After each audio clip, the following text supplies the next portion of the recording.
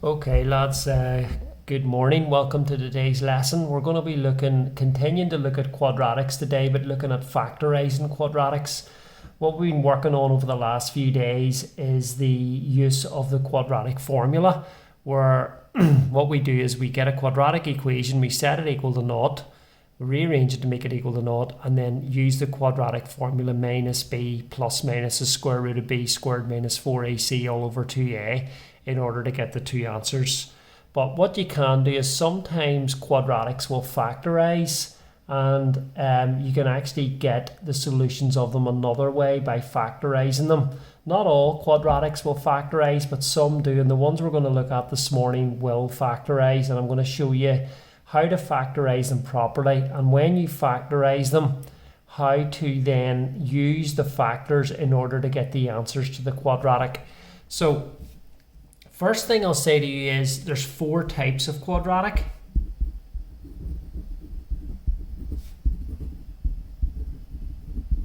Okay, the general type is ax squared plus bx plus c is 0. Okay, that is the general format for a quadratic. But type 1 is where c is equal to 0. Okay, so what we're looking at in type 1 is a quadratic like this. Say 4x squared plus 2x is equal to 0. So what you'll notice is that a is 4, b is 2, but c is 0. All right, so this is type 1. Now, what we can do is factorize this. To factorize something is to write it as a product, or to write it as two things that are times together. So you're trying to separate it out and write it as a product equal to 0. Now, what you're looking for with type 1 is a common factor between the two terms. And what I can see is 2 goes in to 4 and 2, and x goes into x squared and x. So I can take 2x out as a common factor and get 2x plus 1 equals 0. Now, you can always test it and check. If you multiply this out again, 2x by 2x is 4x squared, and 2x by 1 is 2x. So hopefully you can see that this line and this line are actually the same. They're just identical, but it's just written a different way. This is where it is factorized, and it's written as a product. Remember, product in maths means two things multiplied together. When you have a product equal to naught, you can separately set the components of that product equal to naught.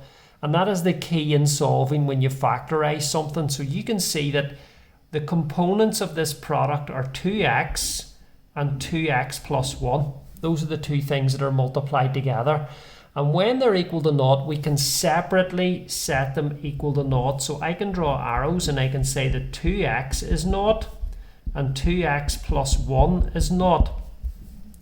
So you can then solve those wee equations separately to get the two answers. So this is going to give you an answer of 0, and this is going to give you an answer of minus a half. And those are going to be your two answers to this quadratic equation here at the top. Okay, so that's type 1, which is probably the easiest type to factorize because you just look for a common factor. And what you do is you separately then set those factors equal to 0 and you solve them. So another quick example of type 1 would be this. X squared plus 3x equals 0.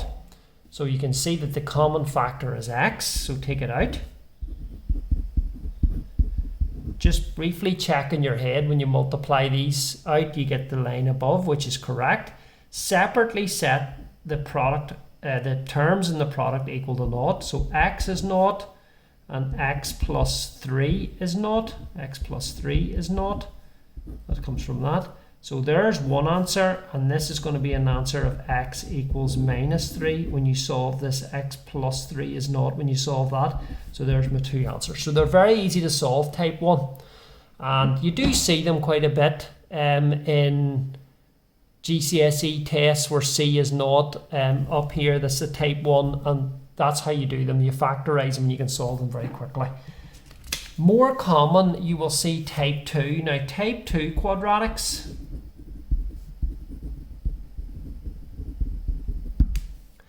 is where A, B, and C are non-zero. Okay, but A is equal to 1, right? Now, we can look at a few examples of these, something like x squared plus 5x plus 4 equals 0, okay? So first thing you want to do before you start factorizing a quadratic is make sure it's equal to 0. So rearrange it to make sure it's equal to 0, and in this case it is equal to 0. This is a type 2 because C, A and B are all non-zero, okay? And A is equal to 1 because it's got a 1x squared at the front. So what we want to do is, in this case, we want to write 2 brackets out, like this. And we want to put x on the front, because whenever you times these together using a grid or foil, you're going to get x squared, right? Then we want to think of 2 numbers that multiply to give me 4 and add to give me 5. And they will go in the ends of the 2 brackets, okay? So I can see, you just have to think about it. What 2 numbers multiply to give you 4 and add to give you 5? It's going to be 4 and 1. So this is going to be plus 1 and plus 4. All right? So you can actually test it using a grid, which I'll do here. I'll show you how it works. If you multiply those 2 brackets out again, which is x plus 1, x plus 4, you get x squared, 1x, 4x, and 4. And this is x squared plus 5x plus 4, which is what is written above. So there, what I've successfully done is expressed this as a product of 2 factors. Now, I can then, as I said above, is you can separately set these equal to 0. So I can draw a line. And I can say that x plus 1 is 0 and x plus 4 is 0. Okay? Now, if you want to solve x plus 1 is 0, the answer is minus 1, and this answer is minus 4. So my 2 answers are going to be minus 1 and minus 4 for that. So that is type 2 quadratic. So I'll give you another example of type 2. I'll get another sheet.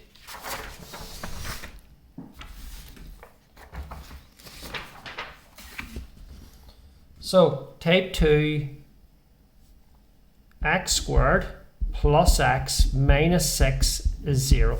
Okay? So in this case, A is 1, B is 1, and C is minus 6. So they're all non-zero, and A is 1. So it's type 2, right? Put your 2 brackets down.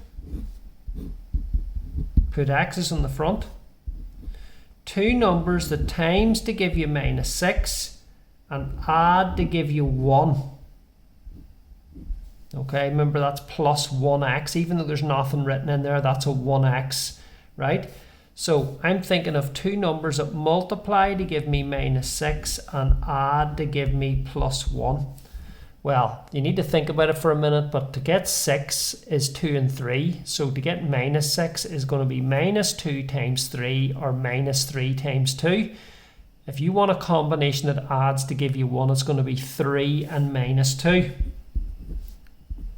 So there's going to be your 2 brackets, and you can test it by multiplying it out, and you will get the line above. Separately set them equal to 0.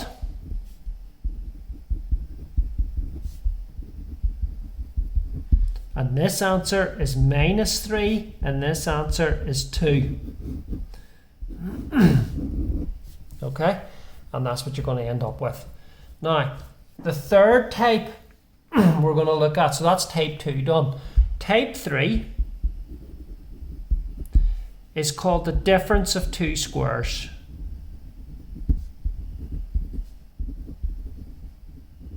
Or for short, dots.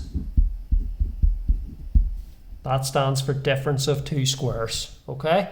Because this is where b is equal to 0, okay, in the quadratic. And you'll end up getting something like this here, okay? X squared minus 49 equals 0. So what you can see there is A is 1 and C is minus 49 and B is not. Now there's a couple of ways you can solve the difference of two squares. There's a quick way, or you can factorize them. So I'm going to show you two ways. So way 1, right, so first way to do it would be to bring the minus 49 over, okay, and you get x squared equals plus 49, and then to square root both sides and you get plus or minus 7. Remember, when you square root 49, you have to do a plus or minus, because if you square minus 7, you get back up to plus 49. So there's actually two answers. Another way to do it is to factorize x squared minus 49. And the factors, believe it or not, are x plus 7, x minus 7. Okay? And you can actually test that out by looking at a grid. If you times out x plus 7 and x minus 7, I'm going to do it up here. X times x is x squared. X times 7 is 7x, right? X times minus 7 is minus 7x. Minus 7 by 7 is minus 49. And these bits will cancel each other out. The 7x and the minus 7x, they actually cancel, and you get x squared minus 49. So those are the factors. If you separately set the factors equal to 0, you get an answer of minus 7 for that one and plus 7 for that one. Okay, which is consistent with what we said over here, right? So there is a pattern, and you know, some of the difference of two square questions can be a lot harder. So I'll give you a difficult one and show you how I would work it out. So something like 9x squared minus 49 equals 0. Now see 9x squared, what multiplies by itself to give you 9x squared? Well, it's actually 3x and 3x. Okay, because that's the, if you square root 9x squared, it's 3x and 3x. What times by itself to give you 49? 7 and 7. So these are going to get you what goes on the front of each bracket and the back of each bracket. So it's going to be 3x plus 7 and 3x minus 7 equals 0. Those are the factors of that quadratic above. If you times that out using a grid, you will get 9x squared minus 49. So that's a quick way of doing it. You can see that 9x squared is made up of 3x by 3x, and 49 is made up of 7 by 7. So it's going to be 3x plus 7, 3x minus 7 equals 0. Separately set those equal to 0, and you get 3x plus 7 is 0. And 3x minus 7 is 0, right? So this one gives you x is minus 7 thirds, and this is x is plus 7 thirds. So that's going to be your two answers there. Okay, so look over those examples, watch the video a few times, make sure you understand what I'm saying. There's three types of quadratic that I've explained and how to factorize them. What I'll do in the next video, the next lesson, which I'm going to post on Wednesday, is I'm going to show you how to factorize type 4 quadratics. But what I will do now is I'm going to set you an assignment to do that has to be started today, which is Monday, and I'm giving you tomorrow, Tuesday, to complete.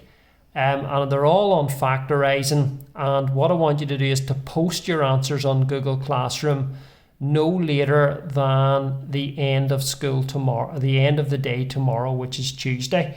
Remember what I said before in the homework feedback video. If there's no work posted and there's no evidence of work, then I'm going to find it very difficult to pass you at the end of the year. So you need to make sure that your work is up to date and you've all the work uploaded. Now, there's no point in uploading solutions after I've posted them on YouTube, because you're just copying them out and then putting them up on, and it does come on Google Classroom as a late entry or late turn-in, so make sure they're turned in on time. I'll set a deadline on them, and the deadline on this one is the end of the day on Tuesday. Okay, so the assignment will consist of 20 questions, 10 for today and 10 for tomorrow, and they're all on factorising, and there'll be a mixture of type 1, type 2 and type 3. Okay, good luck. Thank you.